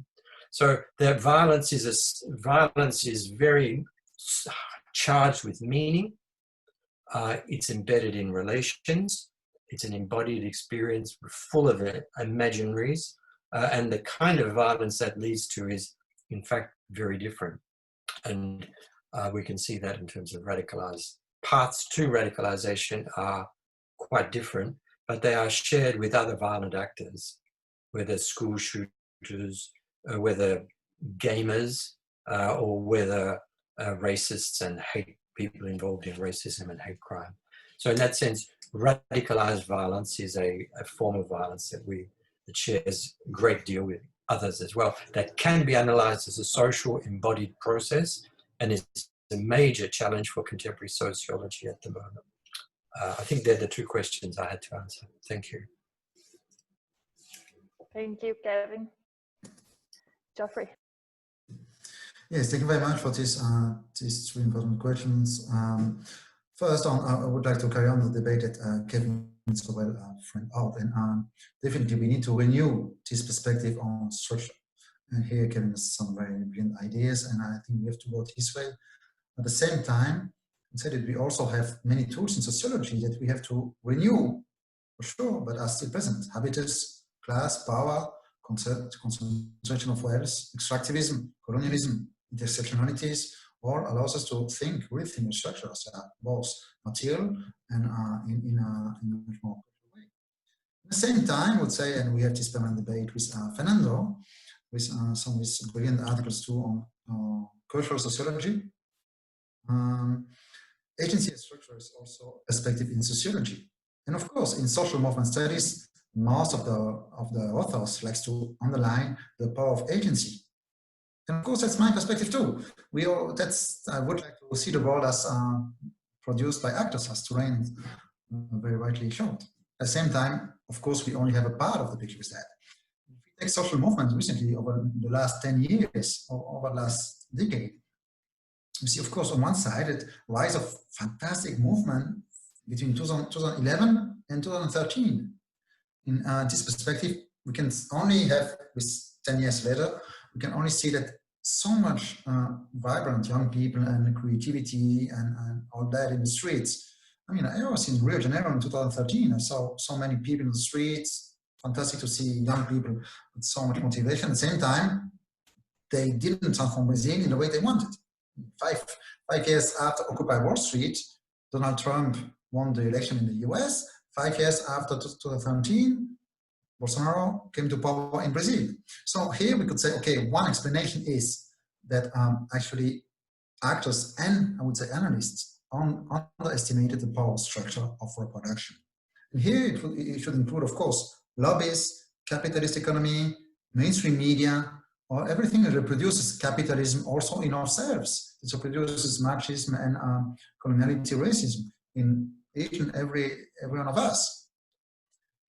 So these are also part of this structure. At the same time, of course, like always in sociology, we can then I think that's a discussion I have this chapter 5 of the book on social movements. We can at the same time have an answer that goes back again to agency, saying, okay, you can see this as structures that maintain, that defeated somehow the progressive movements, but you can also see it as actors. So here this structure of mainstream media, lobbies, the fact that this capitalist economy that's still so powerful, of course, this is all the actors who are behind the reproduction of the system, as they are actors behind the real attempt to change the system. So that's why I think that we should study very carefully these alliances that we saw, for example, for instance, in Brazil, between the reactionary actors, notably religious, nationalists, racists, with libertarians. And here we see the power of some very small but extremely successful movements from the coup d'etat against Dilma Rousseff to the victory of Bolsonaro. There are actors behind that too. So it's always a game of structure of actors. I would just take the perspective of, defend the perspective of agency, knowing that I should also complement that with structures. On the other question on the post-industrial society, here, of course, my sociology, my way to see the world is very much inspired by not only Latin America, I would say, but perspective from the South. Not only because they are valid in Brazil in the South, but also to understand our own societies in Europe. In this case, of course, I will refer to USP, Professor Rui Braga. He shows very well the importance of classes on this perspective in the new conflicts. So that's nothing really new with the pandemic. And it's also very much valid in Europe, in the US.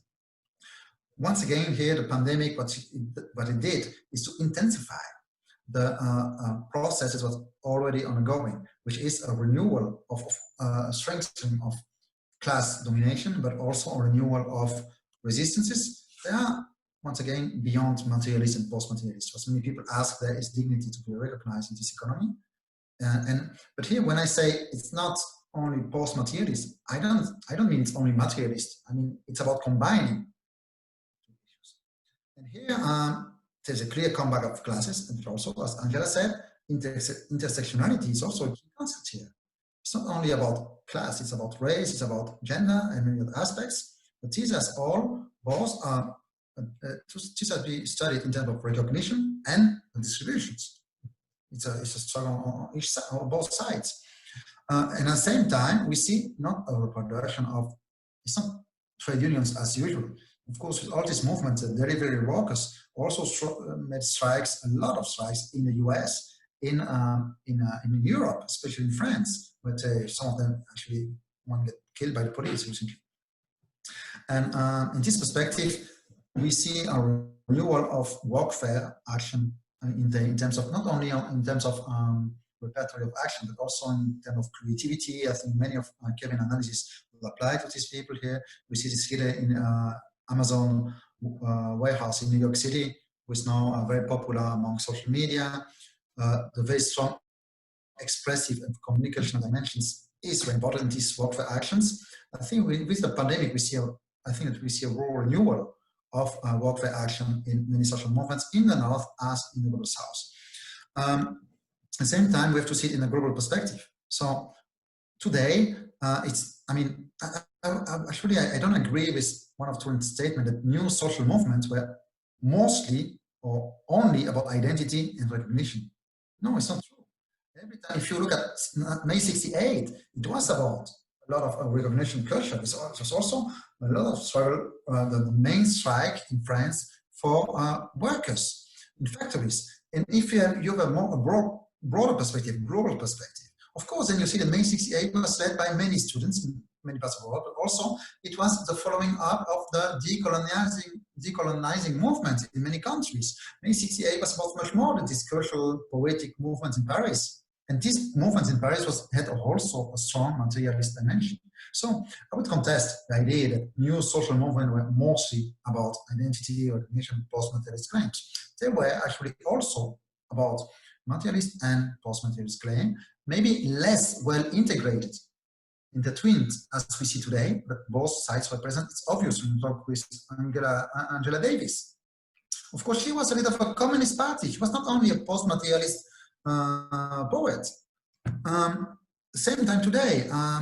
Today there are more factories ever. The story in China and other parts are very important. And as we have to say his name today, David Graeber showed us this bullshit job. This is not only about recognition, it's about also the materiality of the world. And once again, the two are very much combined in bullshit jobs. It's about recognition, it's about also about money, fair access to public services, about having a right to live your life with dignity.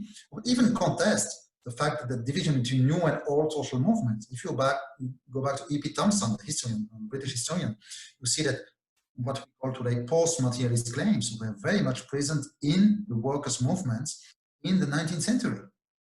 It's always about combining much more than opposing. In this perspective, my point in the first chapter of the book is to go against the idea of newness in social movements. At the same time, and as I said that, Tejan rightly said that I insist on the limits of autonomy, on the limits of a post-materialist perspective, but I would only do so after insisting on underlining the importance of autonomy, the importance of subjectivity, of creativity. It is central. I mean, most of my work is about that. I just say, then once we acknowledge how important it is, how the Zapatista community today in Mexico organized much better than any other part of the country, because they're well organized in their autonomy, it's only after I said that I say, okay, but we still also have to think beyond that, because we need public services, we need access to public care, to education, to city.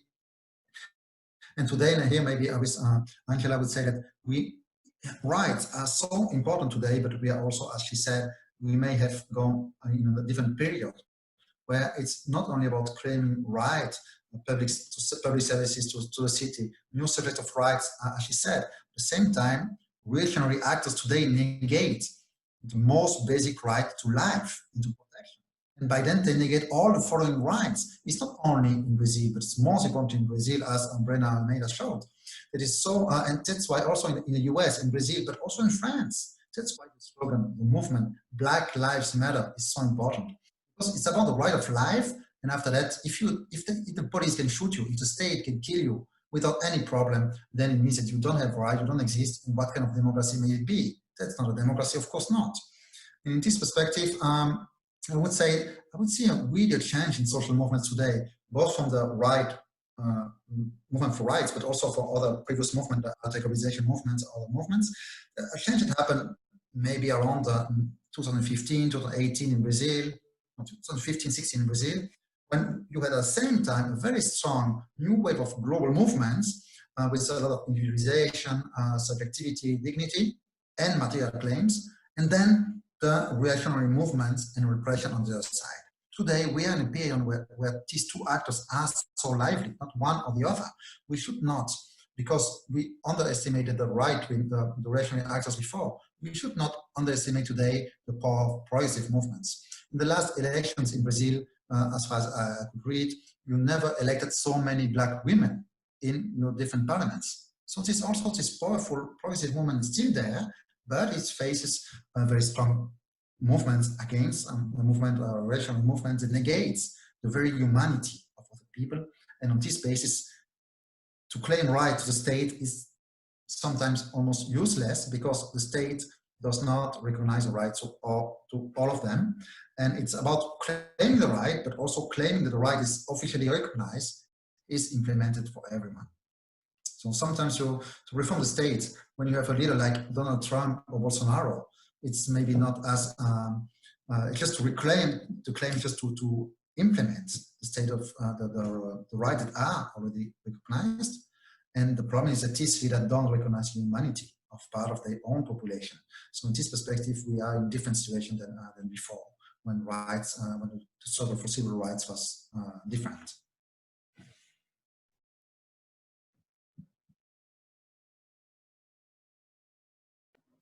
Thank you, Geoffrey. Angela, pode responder agora? Bom, a minha pergunta foi sobre o que eu chamei de movimentos feios, né? Que já o Kevin deu uma definição muito boa agora, né? Sobre a questão da violência, né? Da violência no mundo contemporâneo. Queria retomar também um pouco o que o Geoffrey falou sobre a questão dessa esfera vibrante que existe no mundo, especialmente no mundo da periferia, né? Eu acho que a gente está muito acostumada a pensar nos movimentos organizados. As teorias falam dos movimentos clássicos, os novos movimentos e os novíssimos movimentos. Há uma necessidade de classificar esses movimentos, mas eu concordo plenamente com o Geoffrey que há uma confluência, né, de questões que estão tanto no nível de demandas materiais, né? Quer dizer, você tem no mundo, na nossa desigualdade persistente, como eu estava falando do dilema, você tem demandas materiais isso fica muito evidente e dramático nas favelas, por exemplo, só para falar do Rio de Janeiro, né? E você tem demandas também por lutas por reconhecimento, né? Quer dizer, não é uma demanda só material, é uma exigência por respeito, respeito que fruto de várias ações de desrespeito, né? Que a gente vê, e a favela sempre é um espaço muito dramático para se analisar as várias formas de desrespeito que estão presentes na favela, né? Isso em vários aspectos, o que diz respeito às condições materiais, às subjetividades, né? As lógicas subjetivas são muito importantes na questão da identidade do negro, né? O negro ele passa a ter uma identidade que vai mostrar nesse caminho, né, os movimentos negros, as mulheres negras. O Geoffrey falou bem agora, as mulheres negras são espetaculares, são movimentos vibrantes nas favelas, elas se organizam, elas é que saem da esfera doméstica, né, da casa, né? Quer dizer, você tem as mulheres negras, aliás, as mulheres em geral têm um protagonismo muito grande nos movimentos do sem terra, no movimento do sem teto e nos movimentos de favelas, porque elas se organizam a partir da vizinhança, né? das suas experiências, da sua vida cotidiana e vão ir além daquele cotidiano e vão fazer demandas na esfera pública. Aí eu trago a esfera pública, que é um conceito, para mim, que é muito importante, né? Quer dizer, pensando lá no que a Hannah Arendt falava da esfera pública, que é a esfera em que você tem uma necessidade de uma paridade de participação na esfera pública, né? Isso que há uma condição inicial para a participação na esfera pública, que é o mínimo da igualdade para poder participar. Eu falei muito aqui das liberdades individuais, mas a equação entre liberdade e igualdade é muito importante, né? E essa igualdade tem que vir também junto com o diferente, que é isso que aconteceu nos movimentos sociais brasileiros desde a década de 90. É o reconhecimento ao diferente, né? Estou falando dos movimentos negros, dos movimentos gays, são várias formas de expressão, né? Tanto material quanto simbólica, e que você precisa Você precisa contemplar no reconhecimento jurídico, porque não adianta você fazer um movimento, por exemplo, numa periferia ou numa favela, e sem ter o reconhecimento jurídico da possibilidade de existência daquela determinada liberdade para pleitear um determinado direito, né? É o que nós temos visto hoje, para voltar à pergunta dos movimentos feios, né? Que eu falo, quer dizer, o que nós estamos vendo hoje na esfera pública é exatamente uma esfera pública muito mais intolerante, né? Muito mais explícito o ódio, muito mais explícito os atos de racismo. Eu acho que a esfera pública americana, ela é muito... O cenário americano com o Trump foi muito elucidativo, né? Clarifica muito, esclarece muito, porque você, de uma certa maneira, há uma autorização do presidente, né? Para que você tenha atos de ódio, né? Eu estou falando, não é à toa que depois da eleição do Trump, quantos atos de ódio racial nos Estados Unidos, né, aconteceram desde 2016. Né? Estamos falando muito no George Floyd, que foi filmado, né? Eu acho que o celular aí é um veículo poderoso para mostrar, né, para mostrar a barbaridade, né? Mas temos vários George Floyds no mundo inteiro, temos vários George Floyd e Marielle Franco no Brasil, né, no Rio de Janeiro. Então, eu acho que a gente, essa esfera pública mais intolerante, né, traz uma acolhida maior para esses movimentos intolerantes, né?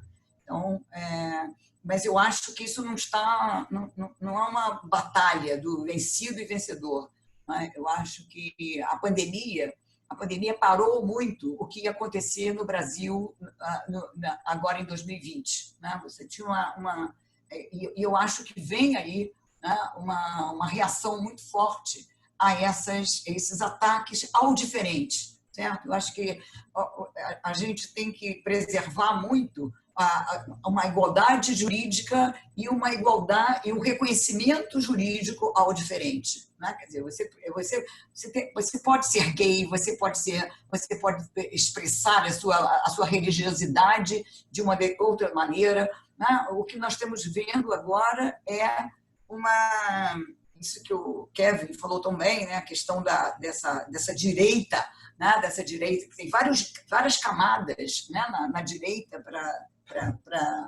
agir no espaço público, né?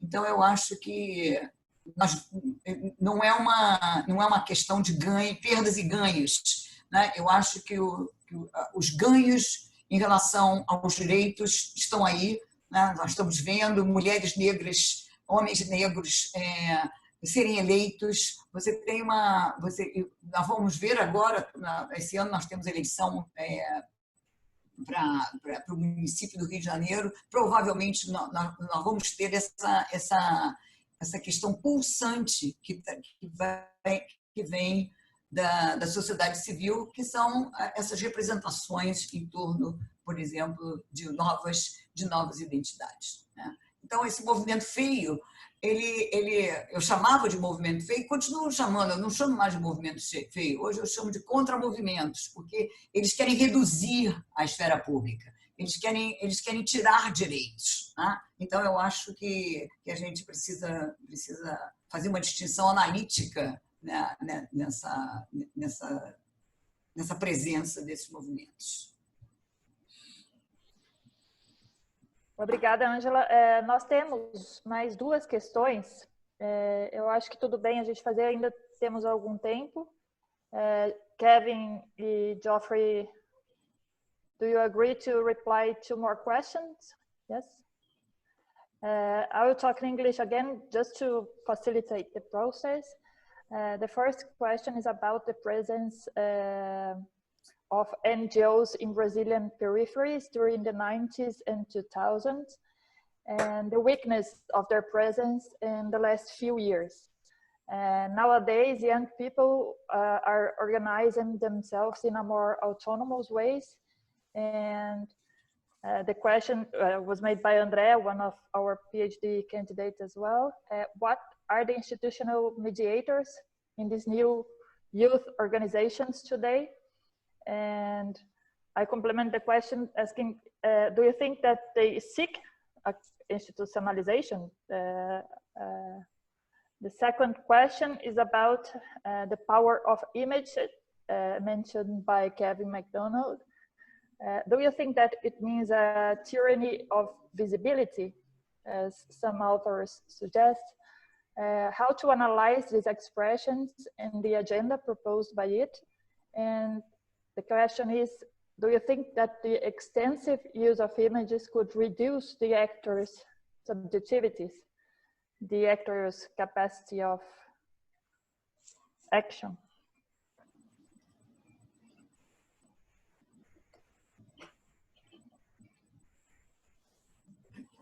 Quem é, Thaisa?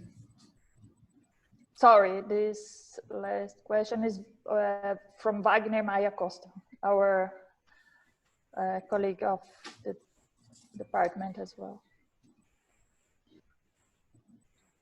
Who do you want to answer first? Geoffrey? I'm sorry, yeah, Geoffrey, you could start now. And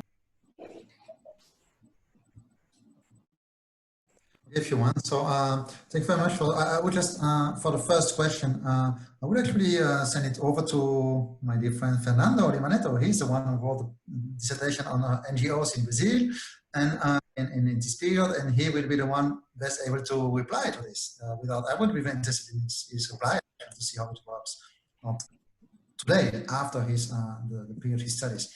On the second important question, was also this quote by Han, I don't have it here. The fact that we may go through with a pandemic.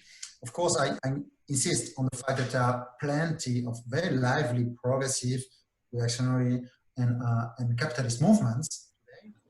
At the same time, Han, the German philosopher, he talks about the total digital political state.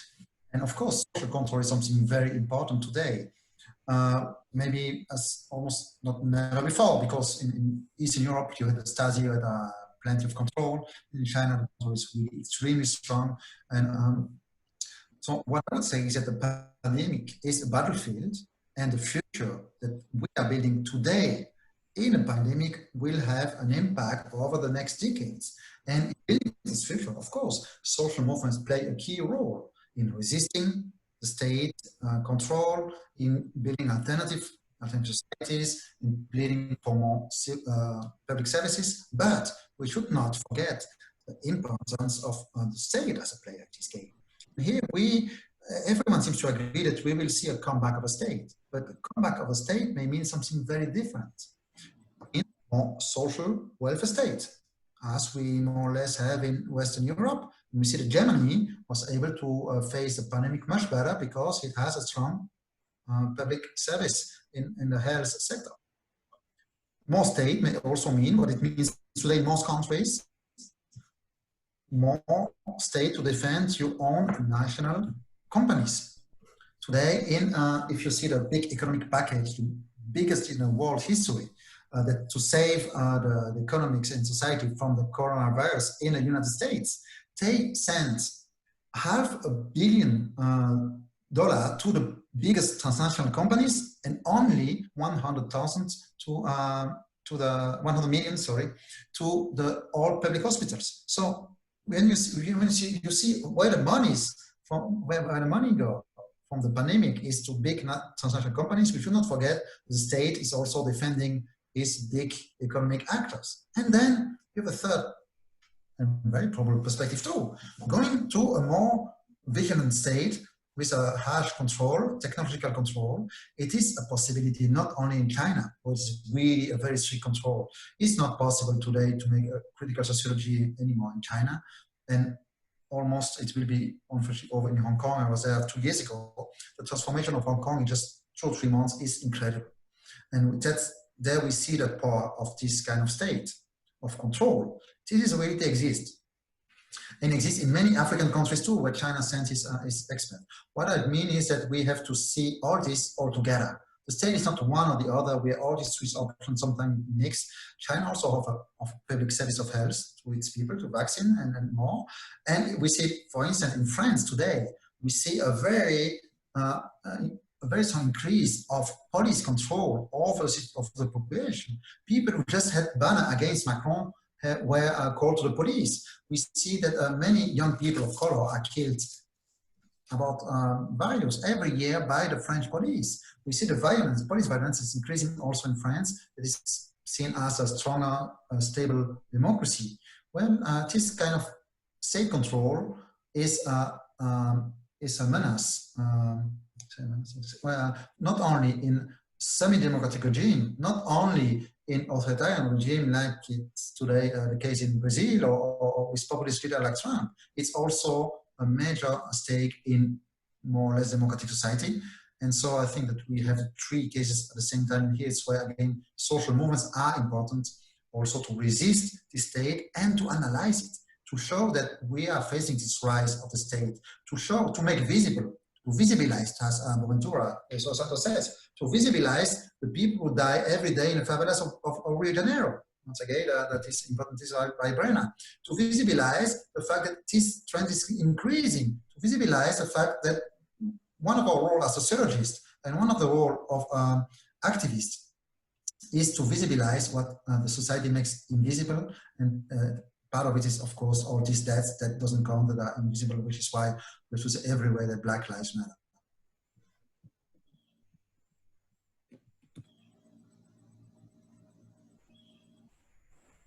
Thank you, Geoffrey. Now, Kevin, please. Thank you. Thanks for the questions.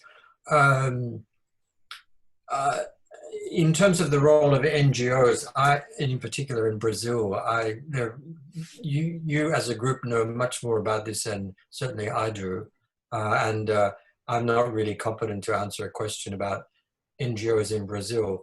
At a more general level, it is quite clear that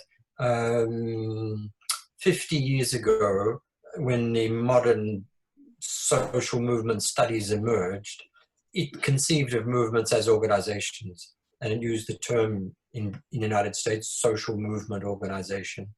And that captured a period where social movement studies was disengaging from behaviorism and seeing collective action as expressions of crisis. So it framed all of that in terms of disorder and order, and so highlighted organization, and that also reflected a rapid expansion of the place of NGOs, if you like, within political systems, first in the United States and then elsewhere. I think it's, as the question is asking, we are now at the end of that period. NGOs play an important role, but there are other kinds of communicative experience where we build other kinds of collaboration, not framed within an imaginary of organization, or certainly non-governmental organization.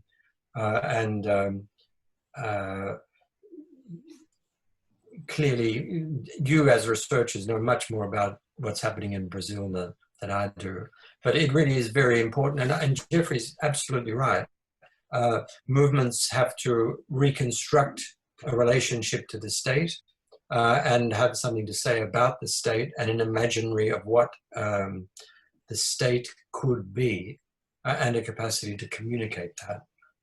And that's fundamental dimension of, if you like, political action. I think an older model of social movements, if you like, being non-institutionalized political parties is simply not adequate. We need to think about that. And there's very important practice going on as types of collaborative work are, if you like, reconstituting themselves. For the second question, it's about the issue of visibility. And I think that is a very, very important question for collective action at the moment, of what is visible and what is invisible. And indeed, as Geoffrey rightly underlines, a kind of potential and reality in many cases of new forms of control and new forms of effectively a kind of police state, really. I think there's no doubt. Here again, social movements are embedded in cultures and worlds. If you look at the way people control their privacy, that's reconfiguring in very important ways. What was once clear was the public was here and the private was there, they were separate. That's clearly not the case anymore. And private worlds are made public in different ways. They're important in social movements in ways of making need visible. They're also important in the way actors use social media very clearly, where what's experienced as public and private is being very significantly redefined at the moment in all sorts of ways. And social media is a very important vehicle for that. And it's really fundamental to understand that, to understand the way we experience the other and that we collaborate with the other. The experience of suffering as well. And if you like, our alertness to the suffering of the other, that is very private experience, but it's also being made public in very, very important ways at the moment. And visibility is one dimension of that. We live in a culture where image is very, very important, as the question asks, and we build, if you like, affective experience, or we experience the other increasingly through various kinds of visibility, including that artwork that I showed in my short presentation. So what's made visible, how it's made visible is really very, very important. And it is true that, as the question asks, in the contemporary world, we have the capacity, there's a danger that subjectivity becomes reduced to just surface and visibility. And it's the culture, if you like, of the influences, and a particular thing that we can see clearly in social media at the moment. But there are also attempts to communicate private experience and personal experience as a fundamental building block of collective action. So that's why I was underlining that I think in earlier forms of many forms of collective action a century ago distrusted personal experience. They talked about roles and structures, but they distrusted the personal. We have seen now collective action reconstructing itself around that theme of dignity, as Geoffrey very importantly underlined. The personal experience is fundamental to the experience of dignity because it's linked to the particular. It's linked to the importance of the particular. And that is very much linked to what the place of the personal in collective action at the moment. And that collective action is not disappearing into a we, but if you like, what you could call a public experience of the self. And that's not just happening in social movements, it's happening at a more general level in our culture at the moment. And it's very important to understand that, to understand the ways action is, if you like, reconfiguring at the moment. So thank you for those two important questions. Thank you, Kevin. Angela, pode falar. Eu só queria fazer um comentário sobre esse último comentário do Kevin, a experiência pública, né, do self, né, como é importante, e não necessariamente está ligado ao movimento social. Né? Nós temos visto várias mobilizações sociais, né, que não são movimentos. Nós vimos agora, ainda na pandemia nos Estados Unidos, você tem os corpos que estão na rua. Me lembro muito da ideia da Judith Butler, né? Que você se coloca na rua, para a sua mobilização no espaço público, para você marcar uma determinada questão. todas aquelas pessoas que estavam na rua para protestar contra o assassinato do George Floyd, eles não eram de movimentos negros, não eram de movimentos organizados, né? Havia uma indignação geral, né, de que você tem um limite para atos de violência, né? Eu acho que foi muito poderoso, né? Foi muito poderoso esse movimento nas ruas nos Estados Unidos, porque foram movimentos não violentos, tá? Então você não tem nem a justificativa que o Trump teria de botar a Guarda Nacional, né, para controlar, para restaurar a ordem, né? Então a importância desses movimentos não violentos, com a presença de corpos na esfera pública, né?